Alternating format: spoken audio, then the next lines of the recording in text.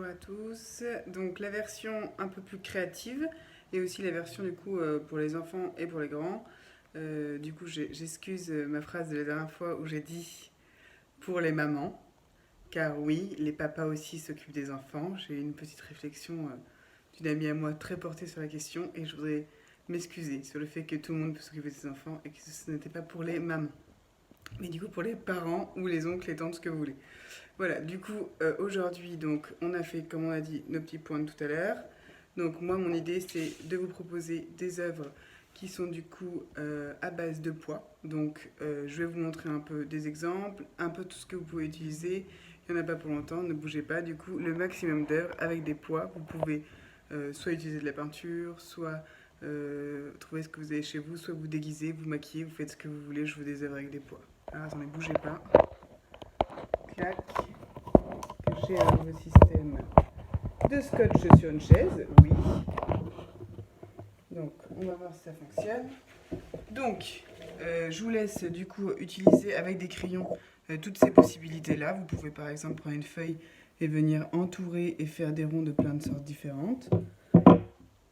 Ensuite, par exemple, vous pouvez aussi essayer avec tout ce que vous avez chez vous. C'est-à-dire là, par exemple, on a des lentilles ou des baies ou autre chose, ou des bouts de pins. Ensuite, vous pouvez évidemment utiliser un tas de choses avec des poids de sorte de tissu, etc. Vous habillez, vous déguisez, on s'en fiche. Évidemment, on a tout un matériel habituel qu'on peut utiliser pour faire une œuvre à poids. Peu importe un petit peu si c'est des crayons de couleur, des aquarelles, des pastels, etc. Des gommettes aussi, je pense aux enfants qui avaient peut-être des gommettes. Ou des découpages, peut-être vous pouvez découper des choses et faire des œuvres qu'avec des ronds du coup. Et ensuite, on va essayer, alors j'ai extrêmement bien fait la version enfant, on va essayer peut-être d'avoir ça pour les enfants, peut-être des choses un peu plus, on va dire, créatives ou un peu plus avec des pointillés. Là, j'ai utilisé en fait que mon pinceau avec différentes sortes de bleu-vert comme ça pour venir un peu tapoter avec différents pinceaux et juste des petites gouttes d'eau, j'ai laissé sécher. Et là, par exemple, juste voilà des espèces de motifs avec du coup des ronds, des couleurs et quelque chose d'assez joyeux, on va dire. Autre chose, là je vous montre toujours sur des feuilles parce qu'il faut que ça rentre dans l'écran, mais n'hésitez pas à recouvrir votre appartement de poids. N'hésitez pas, n'hésitez pas.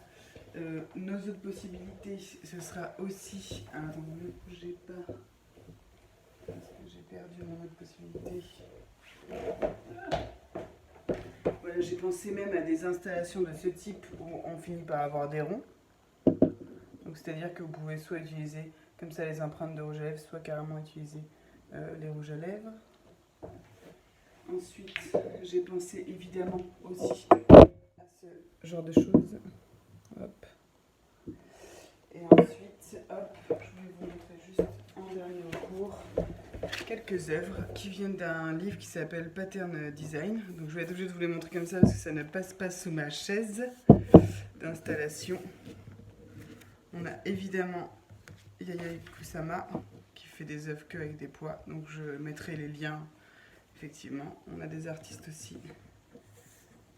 Effectivement, comme Thomas Mas, qui fait des œuvres comme ça avec que des poids. C'est un livre qui est que sur le motif en fait. Et on a Peter Zimmerman qui lui aussi fait des œuvres comme ça avec des poids. Du coup, c'est quelque chose qui est assez fréquent. Et donc je vous laisse un petit peu faire des poids dans votre petite journée de peinture. Voilà, à très bientôt.